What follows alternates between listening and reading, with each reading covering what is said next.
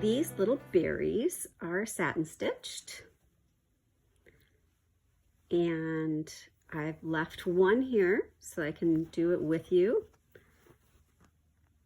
And I start at one side, and one tip that I've given in the past, I'm not doing now, is you could take a red Sharpie and fill that in, and it will help in case your stitches don't line up. You won't see the fabric underneath, or you won't see the color of this fabric underneath. You just see the red. So the first stitch, I always take it a little bit bigger than what I would think. You don't want to take too small of a stitch. And you're going to come up right next to where you started and just keep following along the line. So down, and I'm coming just a little bit farther on that same line.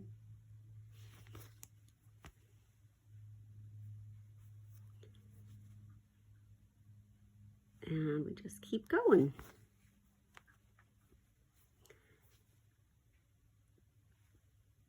And you know, with my stem stitch, I can go pretty fast, and some other stitches I can go pretty fast. But for this one, I really try to take my time, because the slower I go, the better they are. So you don't want to pull it too tight, because you don't want to have the fabric gathered together. You can always put it in a hoop if that's helpful for you. And if it's not perfectly in a circle when you're done, that's okay. Don't beat yourself up. If you want to take it out, do it again, you can. Another thing that I've done is sometimes I'll just take that last stitch kind of twice. So in the same hole, if that makes sense.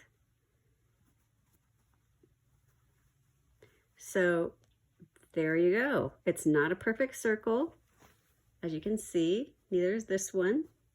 But if you look at it at 30 miles an hour, it looks great, right? The way that I've stitched the letters is I have done a chain stitch up one side of the letter, and then I've done 2 rows of stem stitches up the other side, and then 2 rows of stem stitches wherever there's a solid line, except for, with a few exceptions, like this cross in the A and the E in the middle of the F.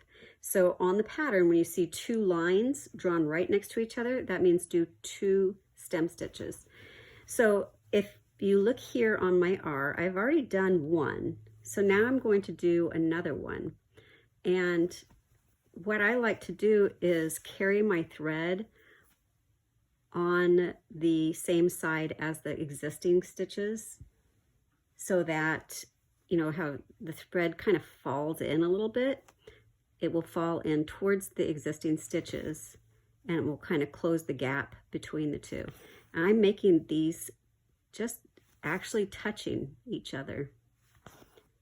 So I'm taking about 1/4 of an or 1/8 of an inch, and I come back up in that same hole, and I keep the thread in a consistent way so it's always on the same side. There's an 1/8 in the same hole, back up. So you can see the difference between just a single row of stem stitching here and the double row. It's a little bit wider. So I'm going to now do the same thing on the other part of this R. I'm going to make that a double too.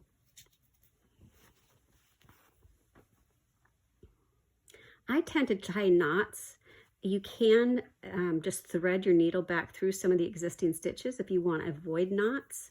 If you don't mind having a knot, what I do is I just wrap it around a couple of times. I keep my fingers in the loop so I can maneuver the knot down to the fabric, and then put my finger on it and pull. And then I repeat that. I do another one, but I tie it just 1/4 of an inch above the first one. So now I can snip in between, and I'm ready to start stitching again. I've got a knot ready to go. So now that we've got 2 rows, we're going to go ahead and do the chain stitch. On this, I want it to be consistent also. So I've always started the chain stitches at the bottom and worked my way up so that they're always going the same direction from letter to letter. So with a chain stitch, you're going to bring the needle up at the base, or at the start. You're going to wrap your thread around, put the needle back in that same hole, and we're going to come up a little bit bigger than an eighth. Now the thread goes behind the needle, and we're going to pull the needle away. If you pull it towards you, then that loop is going to close up. So you're going to want to pull it away so it forms that loop. And now we're just going to repeat that. So we're going to put the needle down inside of the loop, come up on the outside of the loop, carry the thread under the needle, pull the thread away, the needle away, and now we've got a couple of them. So I'll go ahead and finish this one up. When you get to the end of your chain stitches, you just put your needle down on the other side of the loop, and that will hold it in place. Now we're going to do these horizontal lines. I don't have them drawn on here, but they will be drawn on the pattern. So what I like to do when I'm trying to make a stitch straight is I'll just go ahead and lay the thread down and then put my needle where that thread is. And that way I can get a pretty straight stitch. As you can see, this design, I only colored in the heart with the colored pencils. One colored pencil, actually. And I didn't go over how to do that in this video because I just did that last month. So if you need any refreshers on how to color using the colored pencils or how to fix it using a fixative, you can look at the number 53, I think, Hooray for Fall. Let's go straight. And that just gives a little bit of texture in between there, those two rows. And it's just one stitch. And now I'm going to do a stem stitch across the bottom.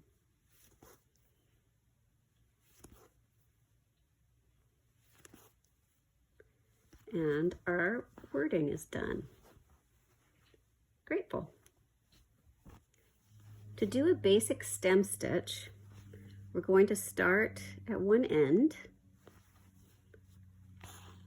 Since this has just a slight arc to it, I'm going to carry my thread on the same side up there. My first stitch is going to be 1/8 of an inch, and I'm going to come back halfway in between, so 1/16 of an inch.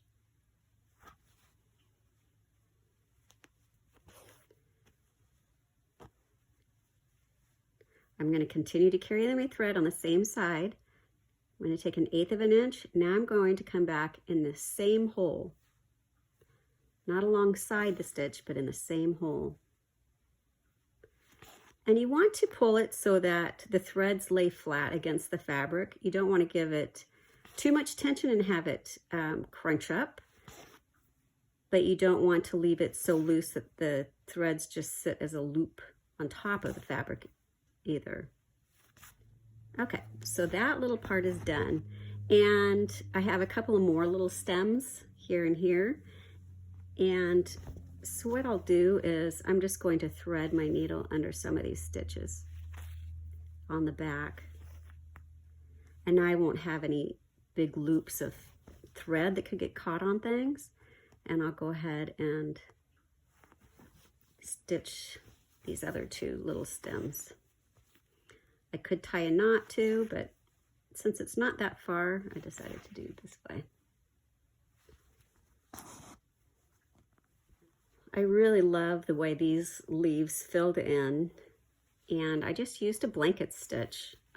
Instead of having the teeth separate, I went ahead and did it so the teeth are just right next to each other. So to begin, what I would do is come up on the side of the leaf, not very far,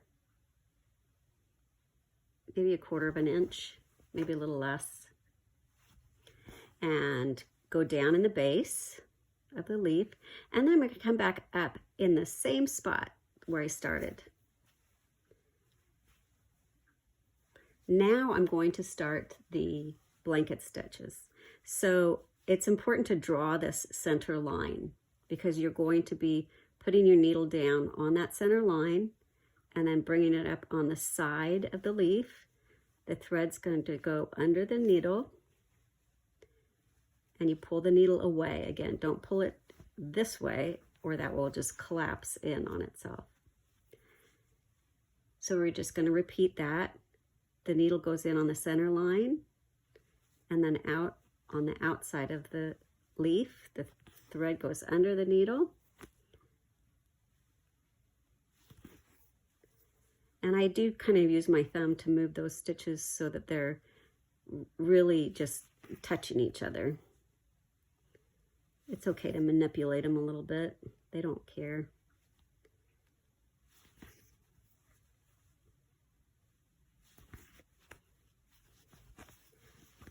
And then when I get up to the top,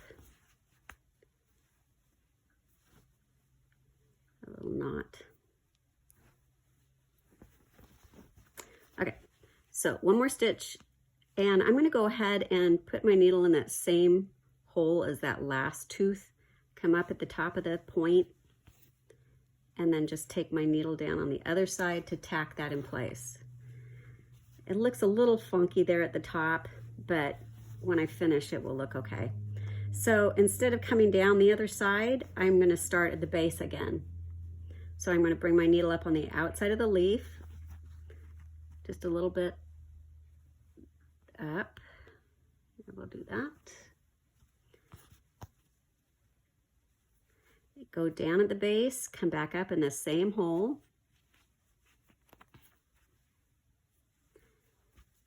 And now I'm going to take my needle and put it down. So I'm going to meet those first row of stitches.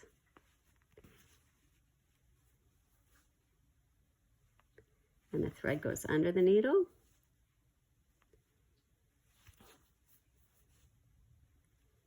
And always pull the thread away.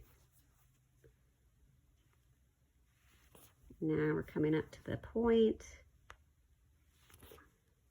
And there's probably a better way to do this.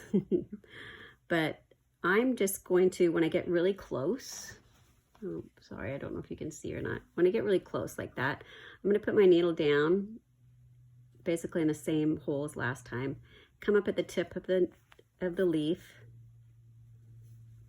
and then just tack that in place. So now it looks fine. It's a happy leaf. There you go. These leaves, they look like just the little skeletal parts of the leaves, and that's done using a fly stitch.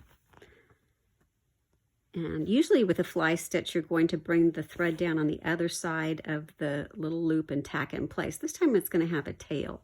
So our first stitch, we're going to start at the very top, come straight down the middle, and it's probably good to draw that line too if you want. Come straight down the middle, about 1/4 inch.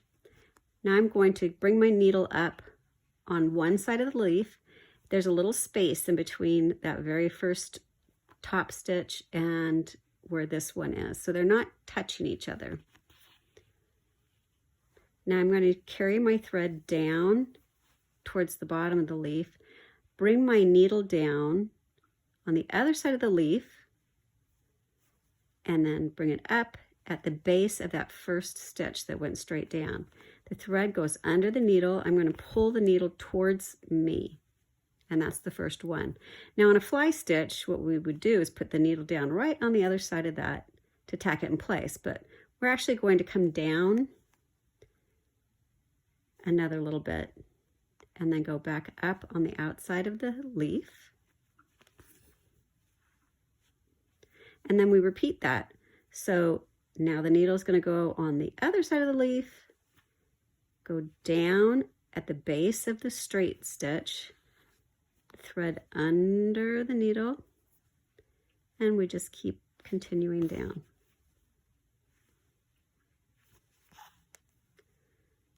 So straight down, out on the side of the leaf, And the other side of the leaf, back up in the base of that straight stitch.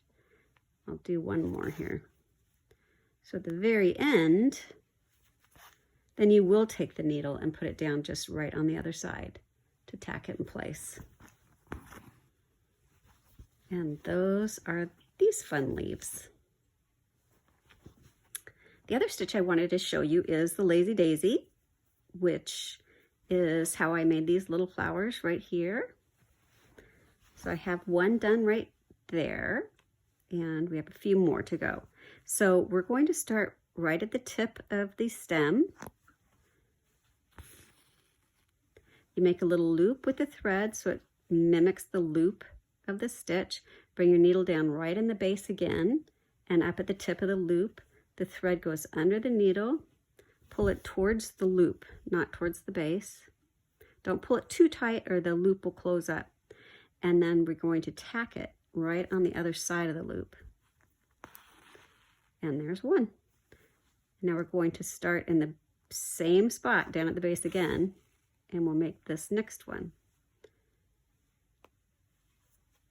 Thread goes under the needle, pull it towards the loop, not too tight, and then tack it in place. Now we'll just do one more, and then this guy will be done.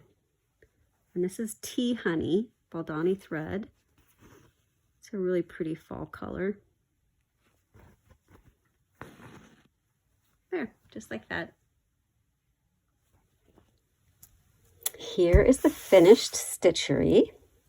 And one of my favorite parts is the pressing at the end. And it gets rid of any of the extra little marks that need to disappear. And I just like the way it looks. So what I do is I turn it over and give it a good press. Steam, hot iron. Baldani colors are color fast. They're not going to run on you.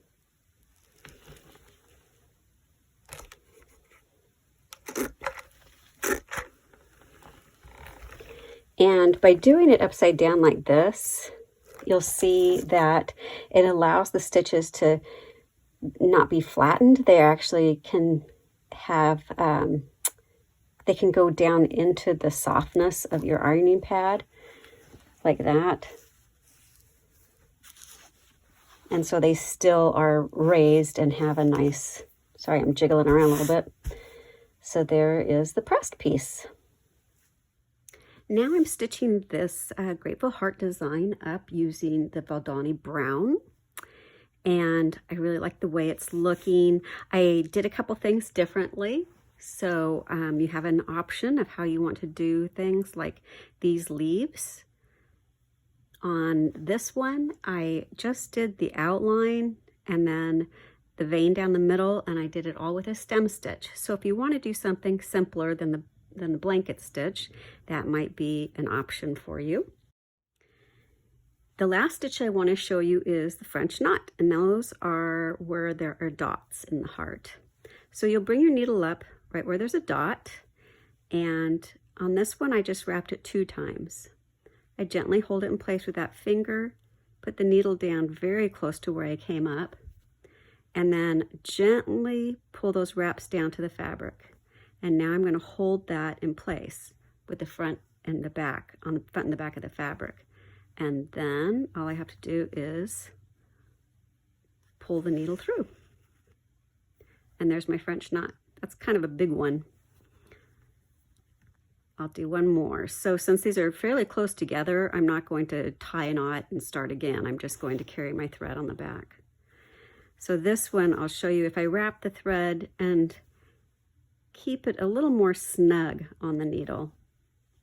Not too tight because you got to pull that eye through. But if it's pretty snug, I think I'm going to get a nice tighter knot like that. So I'll probably redo that one. And that's how you do the French knots. So that is the other option of stitching up this design if you'd like. I hope you guys are having fun. Can't wait to see your finished stitcheries posted. And we'll see you next month.